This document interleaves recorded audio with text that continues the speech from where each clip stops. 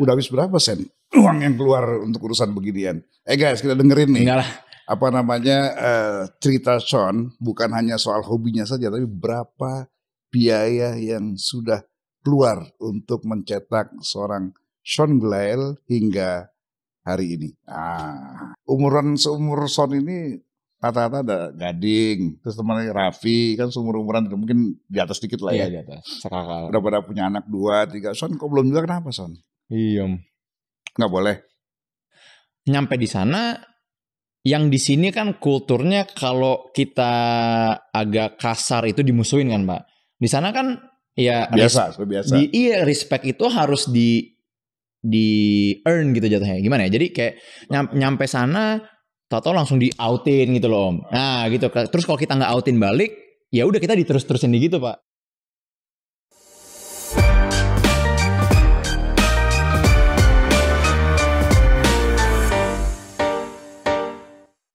Drive from the Indonesian to take second place and his first podium in Formula 2. Go baby, never say die. Let's go. Second place battle refuses to die, does it? Sean Gelael for WRT down the inside. Lorenzo Colombo almost got the overlap he needed to get by the WRT car. But it is the 5th win in 8 LMP2 races that has gone to WRT. Finishes, he wins through traffic and takes it by 2 car lengths. 7/10 of a second. 7/10 of a second.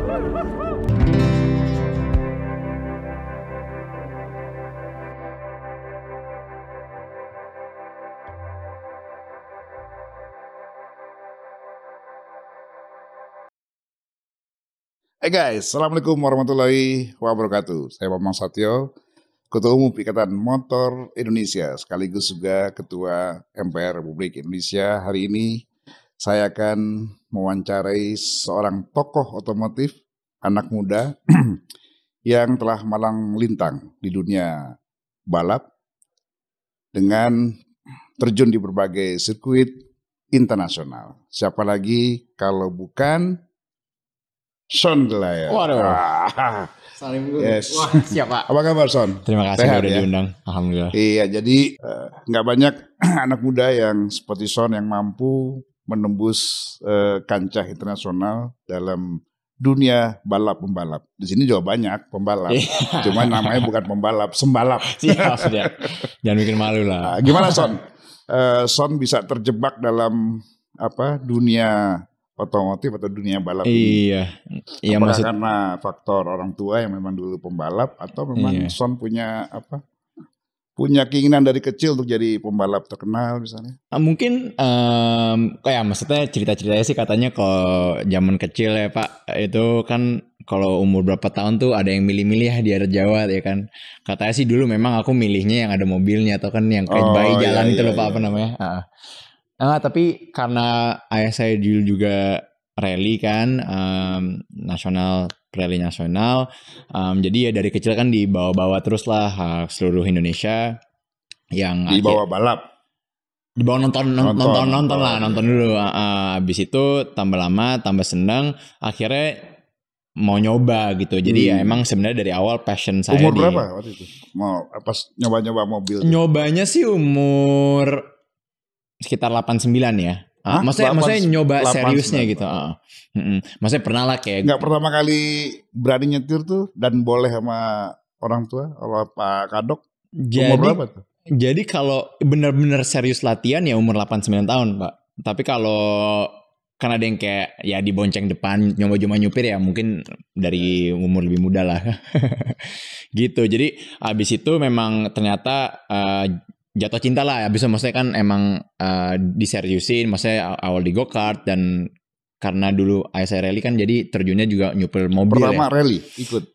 Jatuhnya iya, jadi dulu tuh barengan, jadi karena latihannya bisa lebih sering go-kart, tiap minggu tuh latihannya go-kart, tapi pas kayak misalnya bapak lagi event rally atau apa, mungkin dulu belum ada game ya untuk latihan. Iya, dulu belum ada. Jadi semua harus langsung. Jadi pas bapak latihan aku juga ngikut langsung praktek. Gitu. Langsung praktek. Nggak ikut go-kart dulu.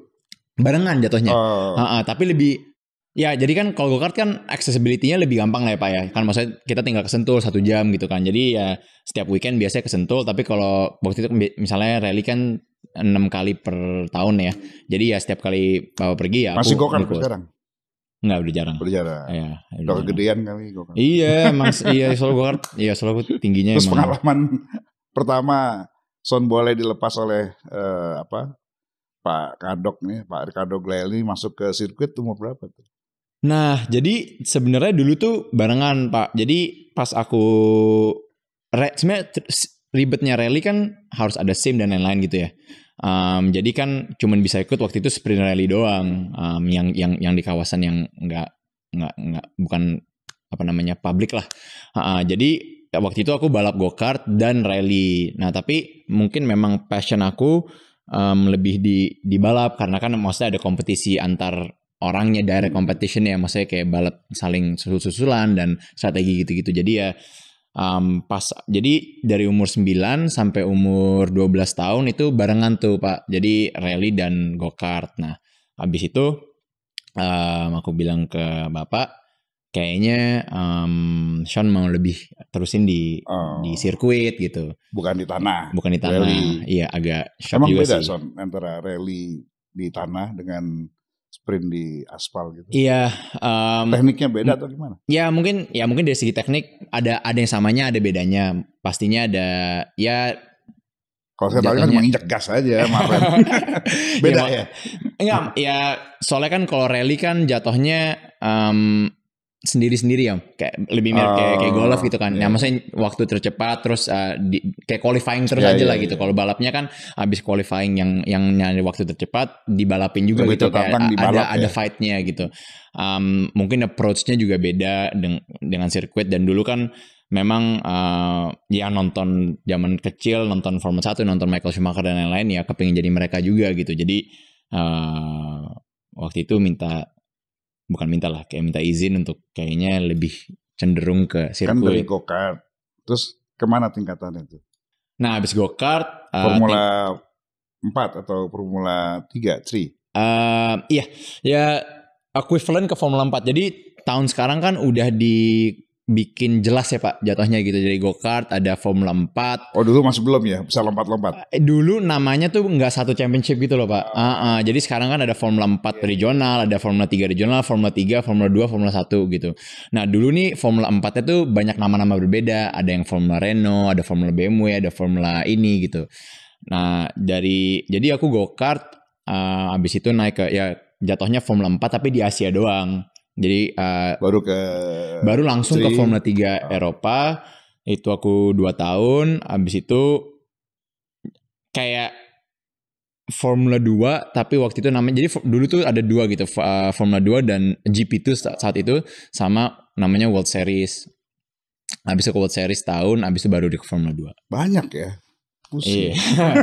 emang tapi sebenarnya Pak sekarang kan tambah merucut gitu loh. Maksudnya kan kalau dipikir-pikir, kalau kita go-kart dulu tuh jangan-jangan senang balap karena banyak ceweknya di sana ya, banyak pakai payung-payung gitu bukan? Iya, sekarang udah gak ada tuh Pak. Makanya salah, mendingan zaman dulu. Dulu kita masih semangat sebelum start gitu kan, dipayungin.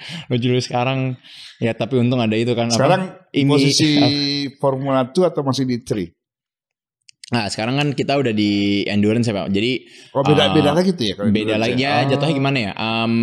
Jadi biasanya tuh stepping stone pembalap kan semua itu. Coba jelasin nih, agak bingung nih kita nih, maklumlah orang tua nih. Iyalah, nggak. Jadi misalnya, maksudnya kan ini memang banyak orang abis nonton yang Netflix, semua orang kan tahu tentang Formula 1 ya Pak. Maksudnya semua kalau biasanya cenderung kalau pembalap sirkuit tuh mimpinya untuk ke Formula 1 gitu kan Pak. Nah, kalau mimpi Sean apa? Ya semua orang ya, termasuk aku kan Formula 1 gitu. Ya alhamdulillah bisa sampai sana. Tapi intinya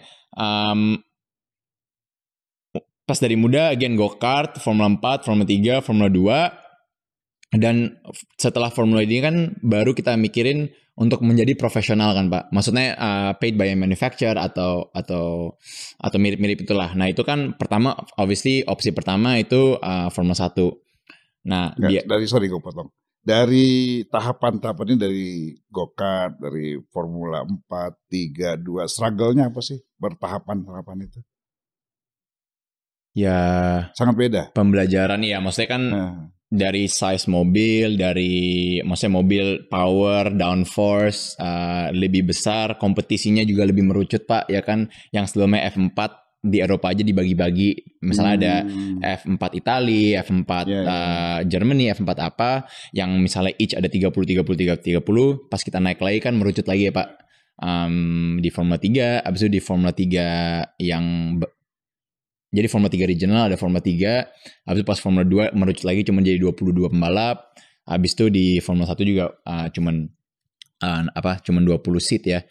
Jadi di luar struggle competition itu aspirasi kita adalah untuk menjadi profesional kan Pak. Maksudnya kan segala investasi atau segala effort yang kita udah kerjakan harus for something kan.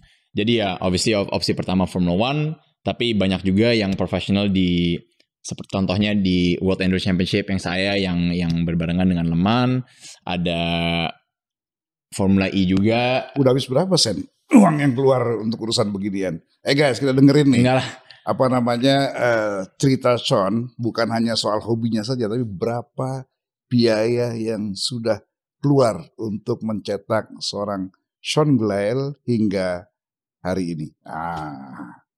Enggak lah, sebenarnya mungkin sebenarnya biaya kan beda-beda ya. Maksudnya kalau kita ngomongin biaya untuk kesana yang paling sulit untuk supaya dia nggak bisa dipikirin deh gitu. Maksudnya gini, untuk pembalap seperti saya misalnya dari Indonesia gitu ya. Kita contohnya di Indonesia itu Pak, kalau kita go-kart itu kejuaraan nasional itu 6 balapan per tahun. Berapa? Dan cuma 6 balapan saat itu ya, sekarang kan udah lebih ya, tapi 6 balapan per tahun. Per balapan berapa kira biaya yang harus disiapkan seorang pembalap untuk betul-betul siap menghadapi juara? Memang relatif, tapi pengalaman Son gimana? Tapi waktu itu harganya juga lebih murah daripada sekarang ya kalau nggak salah ya. Maksudnya sekarang aku dengar-dengar ya mungkin lebih banyak juga Pak. Tapi miliar atau ratusan juta? Enggak lah kalau go-kart enggak lah Pak. Tapi kan ya per tahun gitu kan maksudnya. Ya mungkin segitu ya Pak. Tenang saya, nggak ada tukang orang pajak. Enggak, tapi maksudku sebenarnya yang entarnya buat mahal adalah sebenarnya kan 6 balapan per tahun itu mayoritas di Sentul doang. Yang mahal itu dari komposisi akomodasi atau memang peralatan? Enggak Pak, jatuhnya yang mahal tuh ntar perlu jam terbang yang lebih banyak gitu jatuhnya karena kompetisi di Asia itu ribet juga ya Pak karena kita kepulauan kan Pak, jadi logistiknya itu misalnya di sini lebih mahal dan lain-lain gitu. Antar pulau ya. Iya, soalnya kan misalnya kalau kita pikir di Eropa itu mereka pertama di darat semua, jadi logistiknya murah. Kedua ya memang kompetisi di sana banyak gitu ya Pak, jadi tiap minggu at least 3 kali per bulan tuh ada balapan yang lumayan besar yang kompetisi lumayan tinggi gitu. Dan level of competition-nya kan kalau di Indonesia ya kita ketemu yang sama-sama terus ya Pak. Dibanding misalnya dulu ya misalnya Max Verstappen atau apa gitu, ya dia misalnya di Belanda besarnya tapi balapan ke depannya ada di Jerman, balapan ada di Italia. Jadi kan mereka ketemu kompetisi, akhirnya level competition lebih naik kan, dia harus improve terus gitu. Jadi kalau kita ngomongin sebenarnya apa itu yang mahal?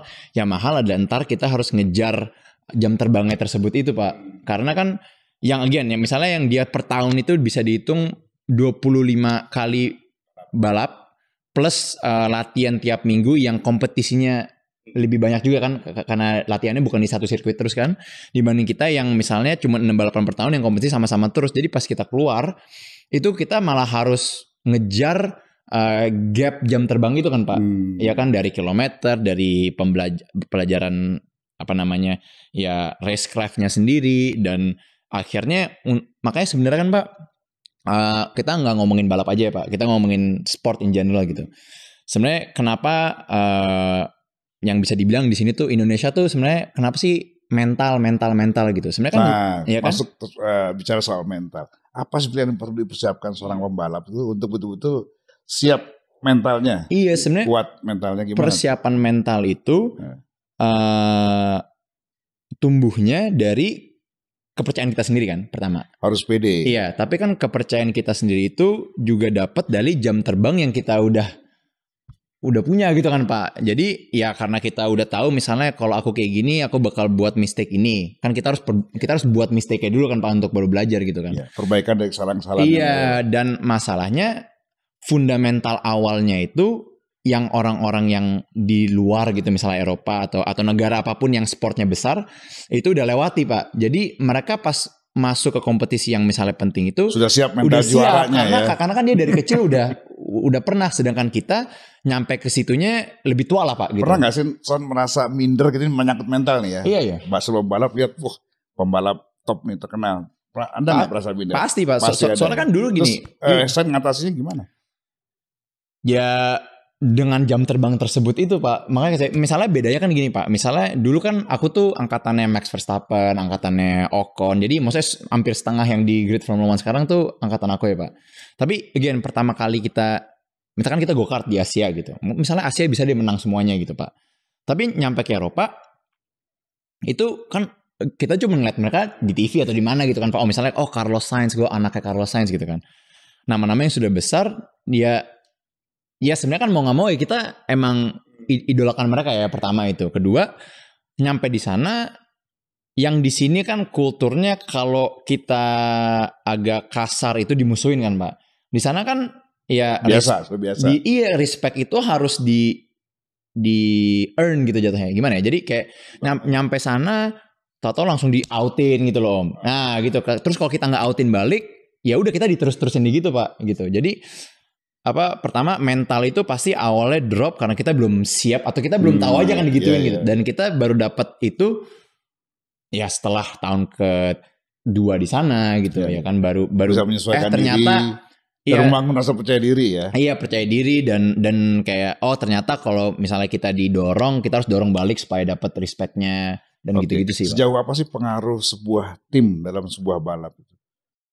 Dan sesulit apa Son, pengalaman Son membangun sebuah tim yang solid dan bagus yang bisa seirama untuk mencapai satu tujuan kemenangan.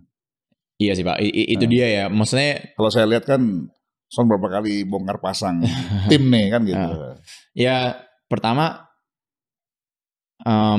kan sebenarnya orang bilang kayak balapan itu sport individual ya. Ya memang tapi sebenarnya itu tim sport banget karena kalau bukan sama engineer-nya atau sama mekanik-mekaniknya juga, kita nggak bisa dapat package yang terbaik gitu kan Pak. Maupun itu dari performance kita sendiri, mobilnya gitu maksudnya untuk dapat setup yang terbaik untuk kondisi tersebut atau track tersebut. Dan juga strategi tersebut di balapannya itu. Jadi ya, dan mungkin yang sulit atau yang paling sulit adalah Pak, bukan misalnya menang satu balap atau podium satu balap mungkin itu lumayan bisa ya. Kalau ada talentnya, obviously, yang ada speednya, pasti satu balap itu ya bisa lah gitu. Tapi yang susah tuh konsisten di atas terus itu Pak.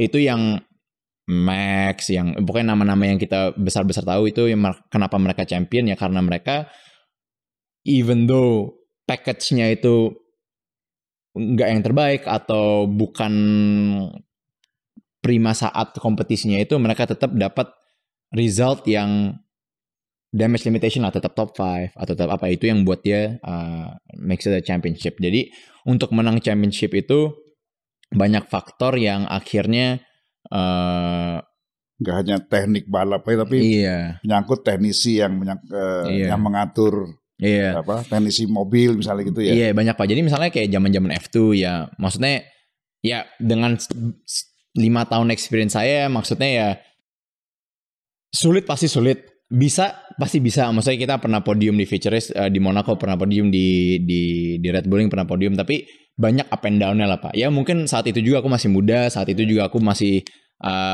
mau show, dan itu kan balik lagi kayak mental kepada approach balap sendiri. Kalau mungkin kita tahu package kita belum tentu menang, apakah kita cuma cari poin aja atau enggak, tapi ya karena di sana kita muda semua dan mau dilihat para tim Formula 1, kita harus show. Mungkin itu juga kalau sekarang saya ikut lagi ya aku udah ngerti lah gitu kan Pak. Nah sepanjang karir Son ini dari balapan ke balapan dari satu negara ke negara yang lain itu apa yang paling balapan mana yang paling berkesan? Tentu ketika jadi juara, tentu ketika tidak jadi juara, tentu ketika dicurangin atau mobilnya tiba-tiba jadi eksiden rusak misalnya. Apa yang paling berkesan, Son? Sebenarnya banyak sih Pak. Mungkin kalau kita bisa pilih 3, pasti menang perdana aku di podium perdana aku, bukan perdana ya jatuhnya. Podium di Monaco yang kedua. Itu karena free practice-nya bagus, tapi qualifying-nya kita ada masalah, jadi start ke 13 kalau nggak salah. Tapi di balapannya sendiri kita tetap bisa balik ke posisi 2 di street track.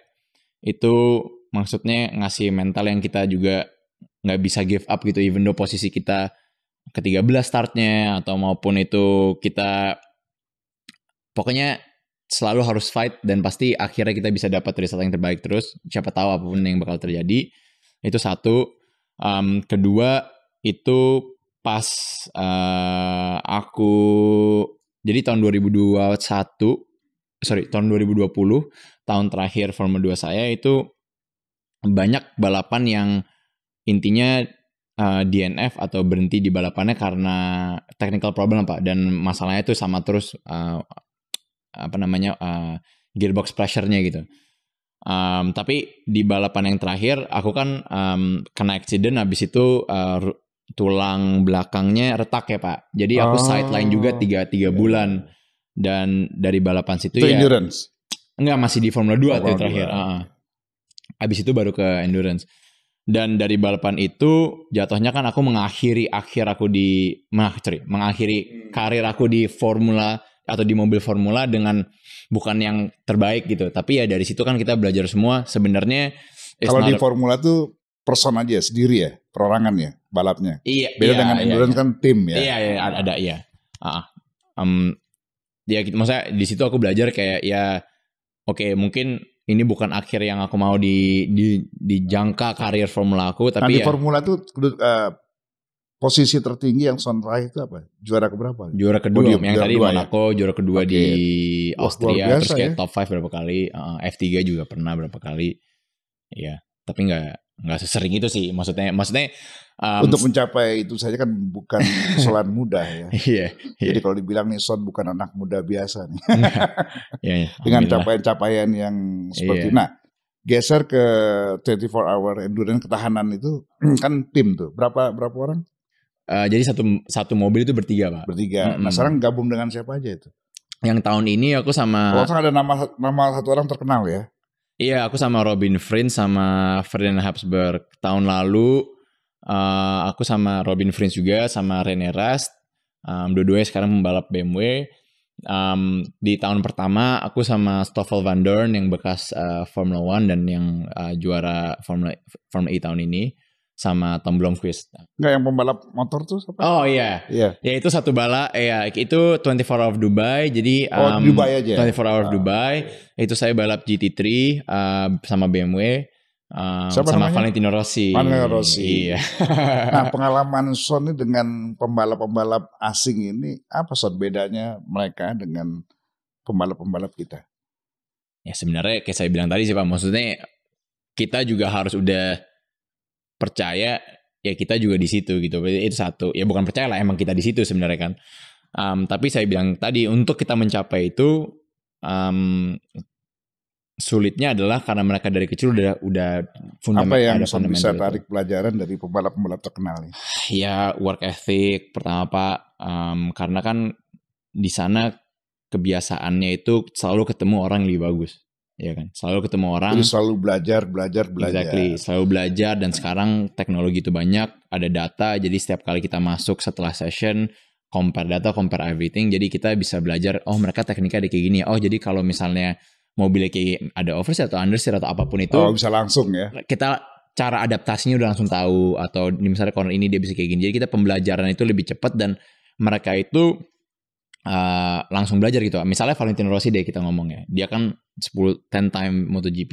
Ya dari motor lalu tiba-tiba ke mobil. Maksudnya kan orang pikir dia pindah ke mobil balapan ini untuk hobi-hobi aja gitu kan. Tapi again the mentality of a champion itu ya dia ke pembalap-pembalap pro lainnya misalnya saya atau pembalap lainnya, dia tetap mau nanya gitu Pak. Jadi misalnya nggak malu bertanya lah. Iya. Padahal kan misalnya ya dia aja itu siapa, kita itu siapa gitu kan Pak.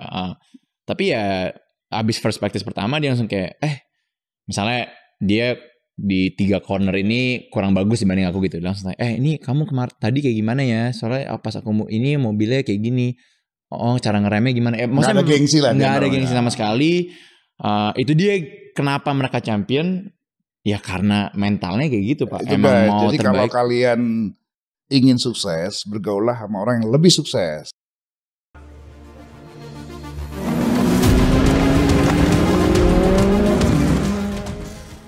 Soon Sean gets into the rhythm and manages to overtake several cars. His dad Ricardo, as usual, watches the whole race trackside. I hope we can keep the position. The worry-free race takes them to their second win of the season in LMP2. 31 finishes in front of the 2 cars of the Toyota team. They direct competition for the world title. But the most important thing for the team is getting another win.